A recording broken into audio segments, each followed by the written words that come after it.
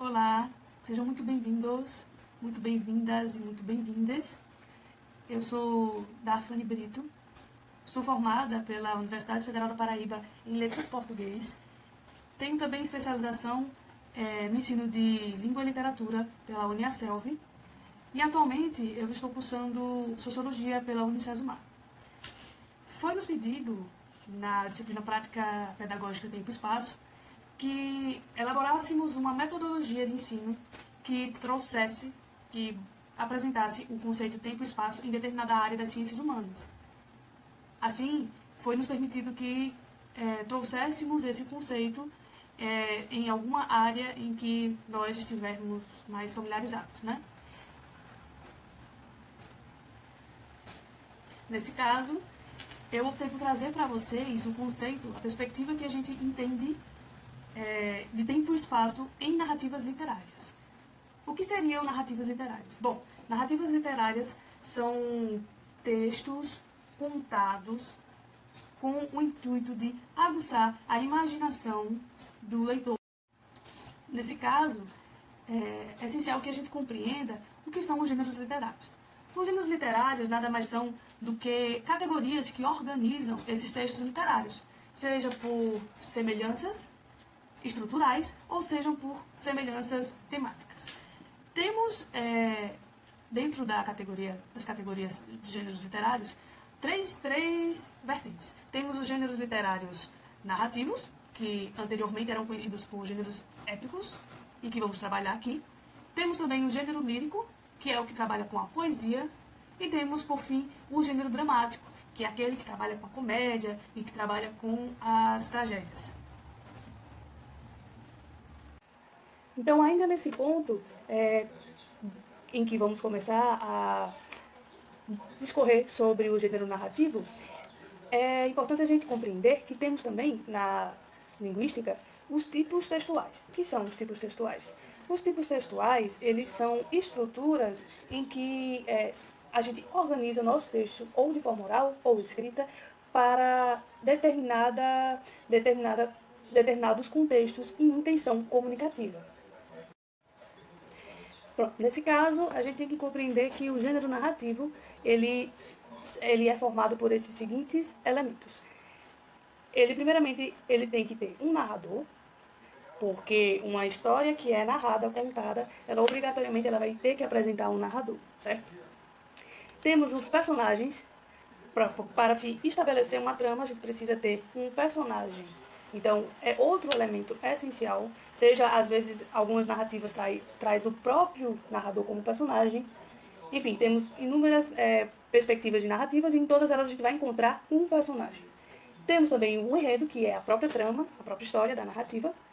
E temos também o que vai ser o foco principal da nossa aula, o tempo e o espaço. Porque quando a gente vai contar uma narrativa, a gente enquadra nossa trama sempre em um determinado tempo e um determinado espaço.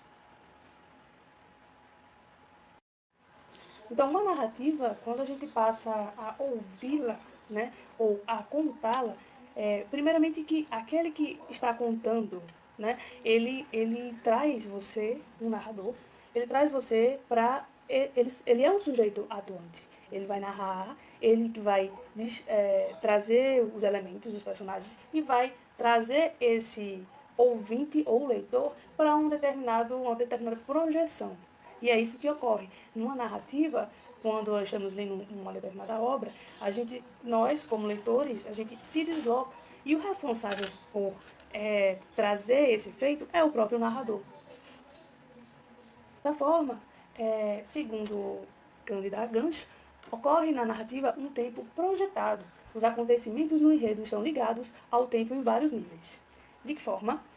Temos sempre um espaço em que ocorre a trama, e esse tempo ele nem sempre vai coincidir com o tempo real da publicação ou da escrita da autora ou do autor. Outro ponto é que o tempo na narrativa ele pode vir tanto de forma tempo cronológico, que é aquele tempo linear, como também temos o tempo psicológico, que vai estar a depender de onde como esse personagem que está sendo narrado vai lidar com determinadas emoções, situações, enfim. Vou trazer um pouco detalhadamente de ambos os casos. Esse tempo, ele pode ocorrer de duas maneiras. Ele pode ocorrer de forma cronológica, em que vai seguir de forma linear na narrativa, ou ele pode acontecer de forma psicológica, que vai depender dos personagens presentes, da situação, das emoções dos personagens em que o narrador estará trazendo naquele momento. Assim, o tempo cronológico, ele ocorre na ordem natural do enredo. Ele não vai deixar o leitor sem compreender exatamente onde ele está, onde a narrativa está se passando. Ele não vai deslocá-lo para além dessa cronologia linear. Chama-se cronológico justamente porque ele é mensurável em horas, dias, meses, anos e séculos. Ou seja, vai ter no texto algo que remeta o século, o ano em que está se passando a narrativa, que horas que aquele personagem está fazendo determinada ação. Então, é muito nítido quando o tempo ele ocorre na narrativa de forma cronológica. Enquanto o tempo psicológico, ele vai depender de uma ordem determinada pelo desejo ou pelo imaginário do narrador ou dos personagens. Ou seja, esse tempo ele não segue na ordem cronológica. Determinado personagem pode se deslocar para lembranças dele no meio da narrativa. Ele pode se deslocar e pensar, por exemplo, na época de sua infância, em que ele morava em num campo, em que ocorrera determinada angústia em sua vida ou felicidade. Então, esse tempo psicológico ele vai nos trazer, nos levar para o tempo próprio daquele personagem, o tempo dos pensamentos daquele personagem. Então, a função do ambiente para Cândida Gancho é justamente trazer esses elementos que delineiam, né, o intuito da narrativa, de como ele quer trazer para o leitor esse imaginário.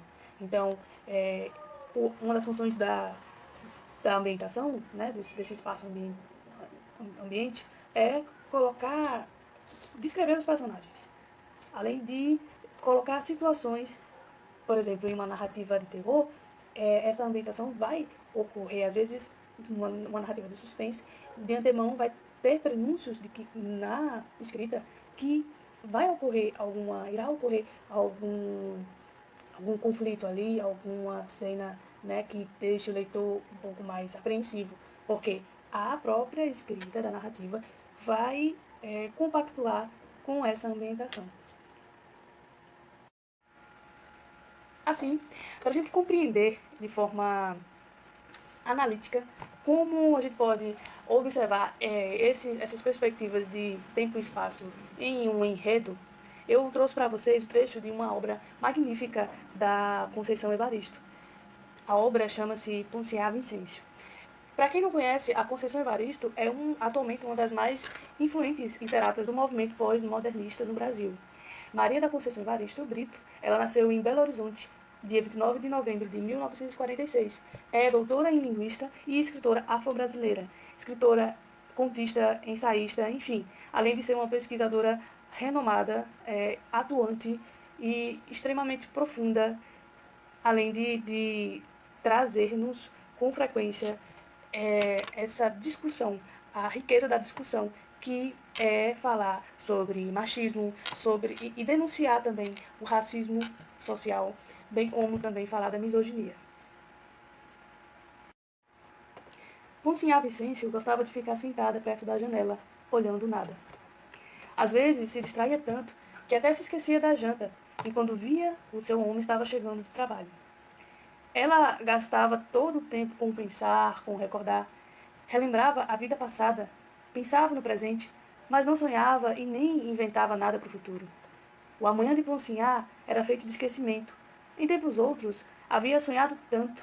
Quando mais nova, sonhara até um outro nome para si. Não gostava daquele que lhe deram. Menina, tinha um hábito de ir à beira do rio e lá, se mirando nas águas, gritava o próprio nome. Ponciá Vicêncio, Ponciá Vicêncio. Sentia-se como se não estivesse chamando outra pessoa. não ouvia o seu nome responder dentro de si. Inventava outro, Pandá, Malenga, Pieti. Nenhum lhe pertencia também. Ela, inominada, tremendo de medo, temia a brincadeira, mas insistia. A cabeça rodava no vazio, ela vazio se sentia sem nome. Sentia-se ninguém. Tinha então vontade de choros e risos. O homem de Poncinhá acabava de entrar em casa e viu a mulher distraída na janela. Olhou para ela com ódio. A mulher parecia lenta, lerda. Gastava horas e horas ali quieta, olhando e vendo nada. Falava pouco, e quando falava, às vezes dizia coisas que ele não entendia. Ele perguntava, e quando a resposta vinha, na maioria das vezes, complicava mais ainda o desejado diálogo dos dois. O homem de Poncinhá estava cansado, muito cansado.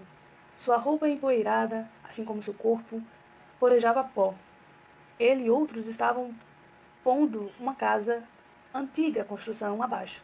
Tarefa difícil. Cada hora era um que pegava na marreta e golpeava as paredes que resistiam.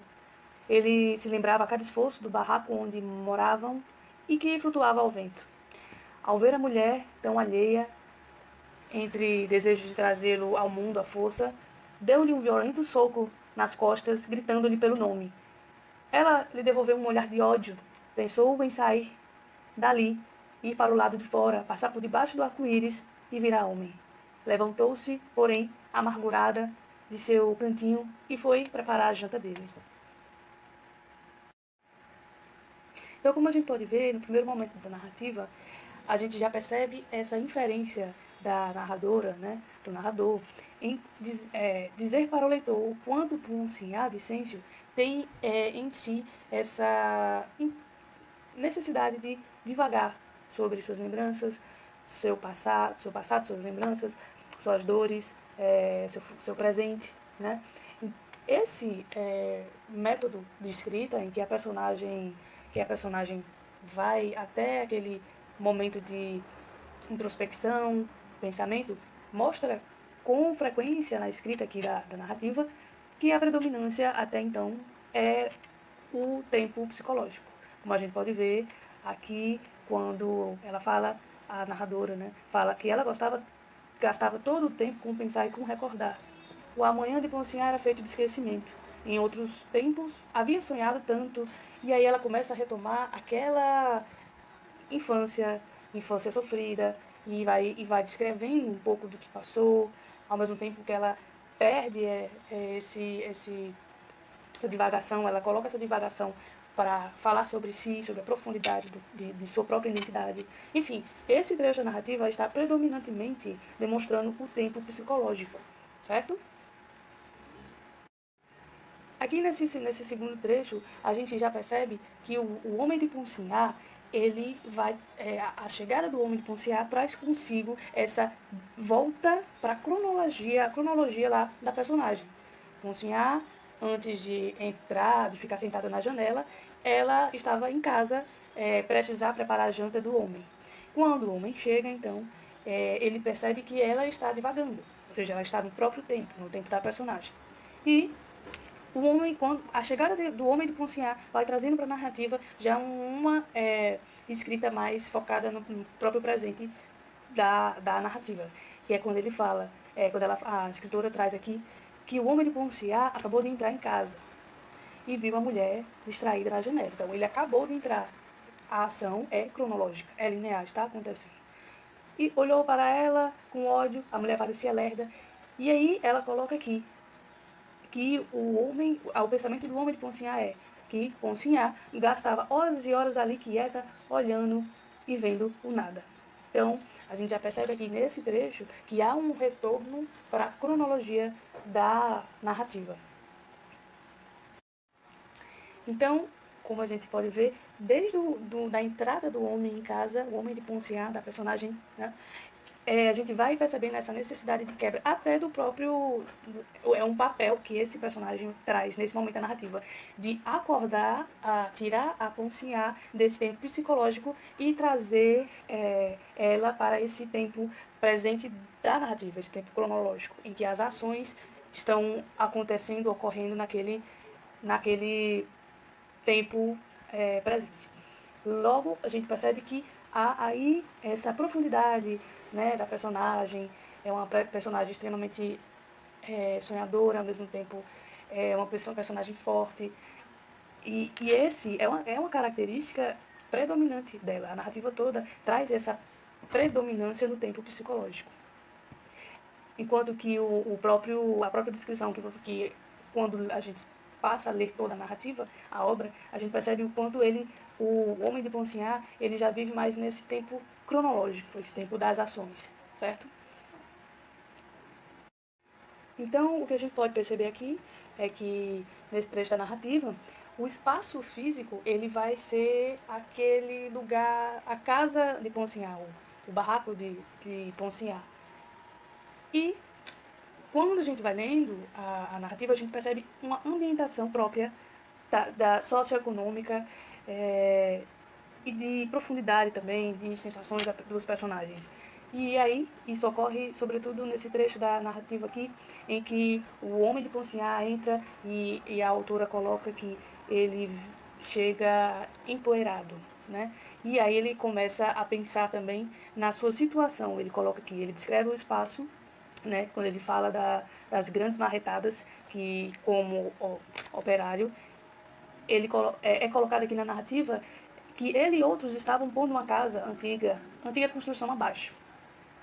E aí, quando esse personagem pensa no momento que está sofrendo ali com a divagação de Ponciar, ele olha, é descrito aqui que ele lembrou-se do esforço do barraco onde morava, que flutuava ao vento, ou seja, essa entrega, né, da situação socioeconômica desse personagem, ele está ali construindo, colocando abaixo muros, né, concreto, e se perceber em um barraco em que eles moram, que flutua o vento, ou seja, a carência de materiais fortes e firmes, né, faz a narrativa trazer essa ambientação de demonstrar a fragilidade desses personagens, a fragilidade socioeconômica e, enfim, como vocês podem ver, é uma narrativa extremamente leve para ler, né, não faz o leitor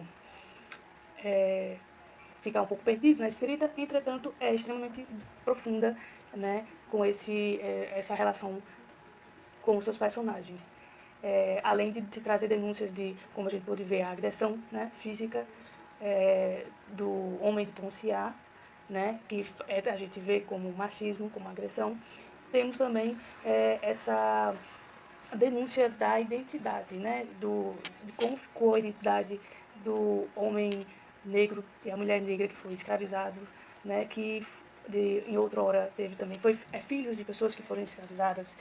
O próprio nome de Ponciar, o Vicêncio, vem dessa marca, é uma espécie de peso que ela carrega, porque os senhores que escravizavam, né, as pessoas, os homens e mulheres negras, eles nomeavam-os com o seu sobrenome. Então, mostra aí essa necessidade de se desvincular, sobretudo de sua identidade, para conseguir se sentir viva. Enfim, eu espero que tenha ficado claro para vocês. Vale muito a pena vocês conhecerem essa obra magnífica da Conceição Evaristo. E espero que vocês tenham conseguido compreender como ocorre o tempo e o espaço dentro de uma narrativa. Muito obrigada.